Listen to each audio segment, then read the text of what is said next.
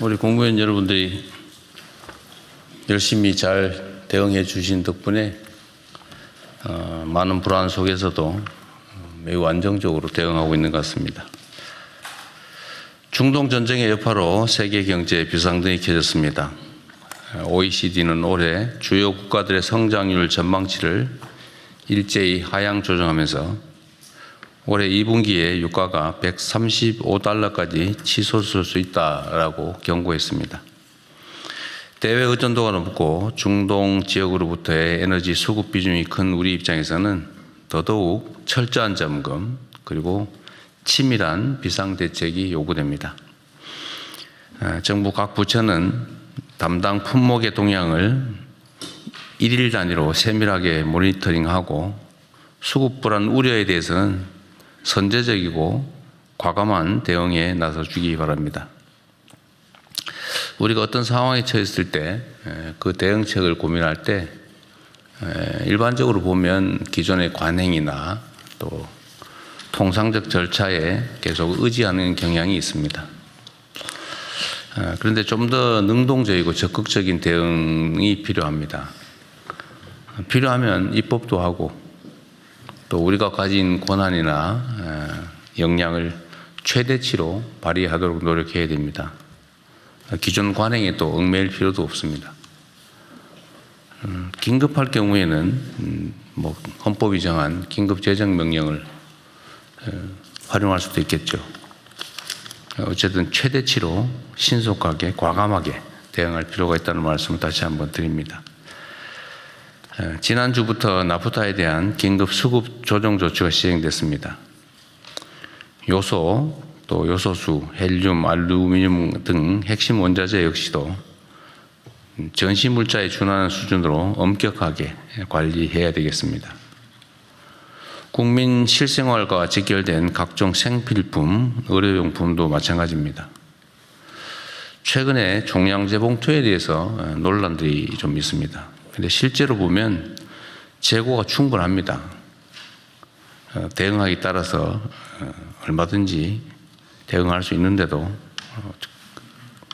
아주 지엽적인 부분에 일부 문제들이 과장되고 있다는 생각이 듭니다. 국가정책적으로 보면 충분히 재고도 있고 원료도 있는데 특정 지자체들이 준비가 부족하거나 해서 문제가 생기면 인근 지자체와 협력해서 해결할 수도 있죠. 지방정부들에 대해서 좀 더 엄격하게 지도 관리할 필요가 있겠습니다.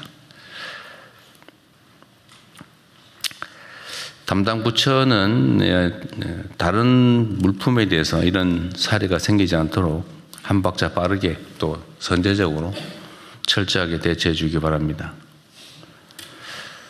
정부의 위기 대응 노력과 관련해서 온라인에서 무분별하게 허위 가짜 정보들이 유포되고 있습니다. 이 점에 대해서 수사기관들도 엄정하게 신속하게 대응할 필요가 있겠다는 생각이 듭니다. 위기의 파고가 높아지고 있지만 우리 대응 여하에 따라서 이번 전쟁이 전화위복의 기회가 될 수도 있습니다. 정부는 당면한 위기 극복과 함께 중장기 차원의 공급망 리스크 보완에도 속도를 내주기 바랍니다. 우리 국민 여러분께도 한 가지 이제 부탁을 드리고 싶습니다. 그런 얘기들 가끔씩 합니다. 작년 이맘때에 내가 어떤 고민을 하고 있었을까 한번 되새겨 생각해 보면 아마 기억나는 게 거의 없을 겁니다. 위기라고 하는 건 일상적으로 찾아옵니다. 강도의 차이가 있을 뿐이죠. 또 이 위기라고 하는 건 사람 사는 세상에 관한 문제라서 또 다 해결이 됩니다. 다만 우리가 어떤 자세로 어떻게 대응하느냐에 따라서 좀 다를 뿐이죠. 이 위기를 어떻게 대응하느냐에 따라서 더 나은 상황을 만들어낼 수도 있습니다. 우리 국민 여러분께서도 유류 소비와 관련해서 소비를 줄이는 일에 적극적으로 참여해 주시면 좋겠습니다. 판단에 따라서 또 사람에 따라서 다르게 생각될 수도 있는데 제가 이 유류 가격, 석유류 소비와 관련해서 현상을 보면 우리 국민들께서 참 대단하다, 또 감사하다 이렇게 생각되는 면이 있습니다. 예를 든다면 이제 유류의 이제 최고 가격을 설정을 하면 다른 나라나 다른 경우 같으면 드디어 기회다 이래서 비싸게 올려서 다 받을 텐데 그래도 대체적으로 주유소나 이런 곳에서 즉각적으로 최고가를 올리지 않고 또 재고는 과거 공급받은 가격에 따라서 공급하고 있는 것들을 보면 감사하다는 생각이 듭니다. 뭐 실제로 굳이 법률적으로 따지면 200원 정도 올렸으니까 고시되는 즉시 다 올려도 뭐 그게 그렇게 심각하게 비난하기 어려운데 대체적으로는 과거 공급받은 물량은 또 과거 가격으로 이렇게 지켜주시는 점들에 대해서 역시 우리 국민들은 다르다 그런 생각이 듭니다.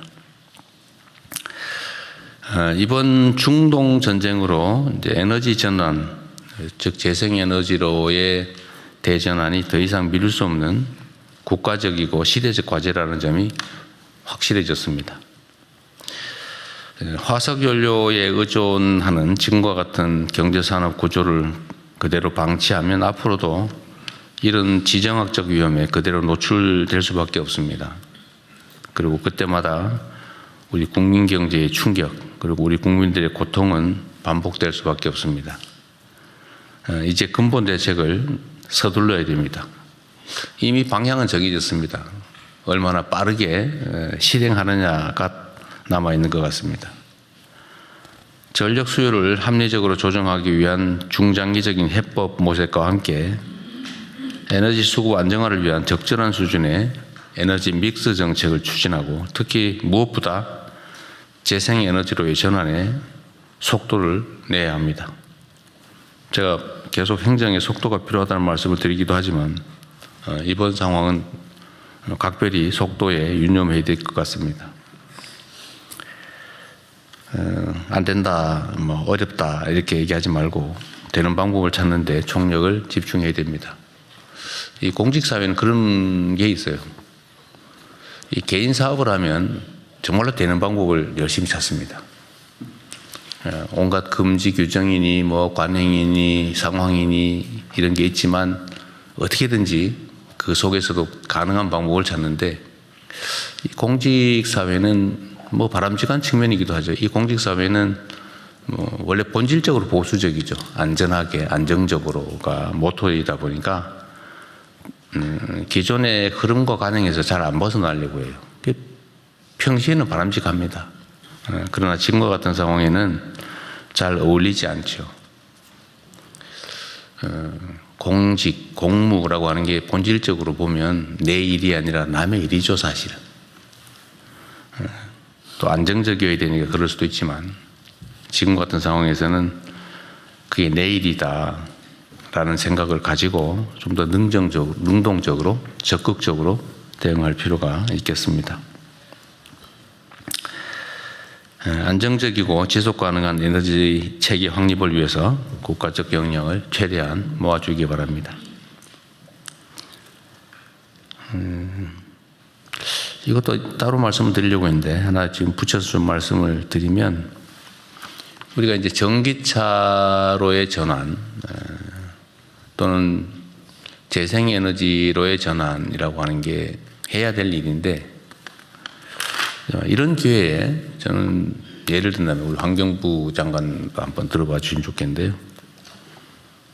전기차 구매 또는 그에 따른 지원을 저는 재생에너지가 많이 생산되는 지역에 더 많이 획기적으로 해주는 방법도 고려해 볼 필요가 있을 것 같아요. 네. 네. 지금 이 순간에도 재생에너지 생산이 남아 돌아서 뭐 생산을 중단하는 경우도 있다고 하잖아요. 그런데 거기는 전기차 충전이라도 또 생산되는 전기를 화석연료 에너지에 대체해서 쓸 수 있는 길을 최대한 찾아서 네. 재생에너지 생산을 지금이라도 대폭 늘려야 되잖아요. 그죠? 차등해서 더 획기적으로 늘릴 수 네. 있도록 하겠습니다. 좀 그런 그래서 이런 게 위기가 기회라는 거죠. 네. 평소에는 좀 어렵겠지만 이 위기 상황에는 오히려 변화를 수용할 마음의 준비가 되기 때문에 저항도 좀 줄어들고 더 쉽게 변화를 만들어낼 수 있다 그런 생각이 듭니다. 최근에 저도 그런 느낌이 드는데 보이스 피싱 전화가 많이 줄어들었다고들 해요. 전화가 왜 이리 안 오지? 뭐 기다리는 건 아니지만 이 보이스 피싱 범죄에 대한 범정부 통합 대응단이 이제 출범한 지 6개월이 됐는데 그 사이에 관련 범죄가 31.6% 감소했다는 게 객관적으로 드러나고 있습니다. 또 마약왕이라고 하는 그 송환이 어려웠던 그 중대 범죄자도 국내 송환을 하게 됐는데 역시 초국가 범죄 TF를 중심으로 부처 간에 긴밀한 협력을 한 결과 만든 성과라는 생각이 듭니다. 수고하셨고요. 복잡다단하게 연결된 사회일수록 이 부처 간 또 국가 간의 유기적인 협력 체계를 구축하는 게 매우 중요하다는 그 점을 증명하는 중요한 사례로 생각이 됩니다. 이번 사례를 마약 또는 디지털 성범죄, 금융사기, 재난대응 등으로 확대해서 국민 삶을 빈틈없이 지켜나갈 수 있으면 좋겠습니다. 각 부처 간의 간막이 때문에 협조가 잘 안 되고 그 때문에 국정 수행에 비효율이 발생하는 것은 결코 바람직하지 않죠. 지금은 각 부처에서 토론도 좀 많이 하고 있는 것 같고 또 협력도 잘 되고 있어서 실질적인 성과들이 좀 나는 것 같습니다. 애써주신 점에 감사드리고 지금은 또 어려운 상황이니까 더 적극적으로 능동적으로 또 선제적으로 부처 간 간막이를 없애고 행정 성과를 만들어내 주시기를 바랍니다. 이상입니다. 이후 회의는 국무총리께서 진행해 주시겠습니다.